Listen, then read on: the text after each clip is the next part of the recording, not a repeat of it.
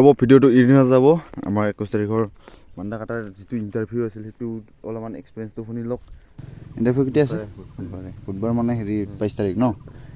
আমাৰ অহাকালি আছে, আমি যাম আৰু মামা খালক আজিলৈ বাদ দিব পৰা হৈছোঁ আৰু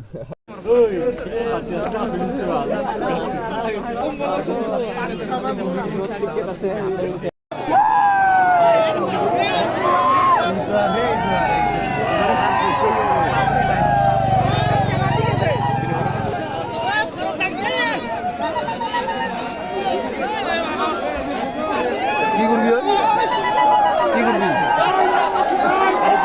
20 তাৰিখে ঘূৰিও আহি পিনে 21 তাৰিখে ৰানিং আছিল পুৱা, পাছত মোটামুটি 8টা মানৰ পৰা পানী পৰিল আৰু তো সিদিনা ৰাতি কি ক'ব আৰু মোটামুটি 10টামান বজালৈকে ওপৰত মানুহ দৌৰি আছে পানী পৰাৰ পাছততো মানুহে যে দৌৰিছে চিলত একদম, কিন্তু গ্ৰাউণ্ডটোতো অলপমান বেয়া হৈছে, ইমান বেয়াও হোৱা নাই, বোকা মাটি সেনেকুৱা নাই, এনেই মানুহে হয়তো এতিয়া ভয় খাই আছে কাৰণ তাতে ৰাঙা মাটি আছে, ৰাঙা মাটি হ'লে এনেও বেছি বোকা হ'ব বুলি, বোকা হোৱা নাই সেনেকুৱা, কিন্তু জোতা জোতা একদম মোৰ অৱস্থা বেয়া হৈছে, খালী ভৰি দৌৰিছোঁ আৰু যদি অলপমান পাৰা নিচিনা ভাবে তো খালী ভৰি দি নদৌৰাই ভাল, কাৰণ ভৰিৰ বিষটো তামান হয়, মোৰো এতিয়া এই ডিমালি কওঁ আমি কিবা কয়, মোৰ একদম উল্টি যোৱাৰ নিচিনা লাগিছে আৰু এতিয়া ফাটি যোৱাৰ নিচিনা লাগি আছে।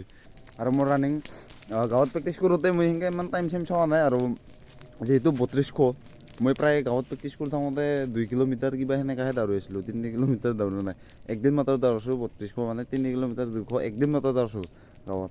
তাৰপাছত তাতে যায় এনেতো 14 মিনিট, মই তাতে মাৰিছোঁ 13.8 ছেকেণ্ড, 13 মিনিট 8 ছেকেণ্ডত মাৰিছোঁ।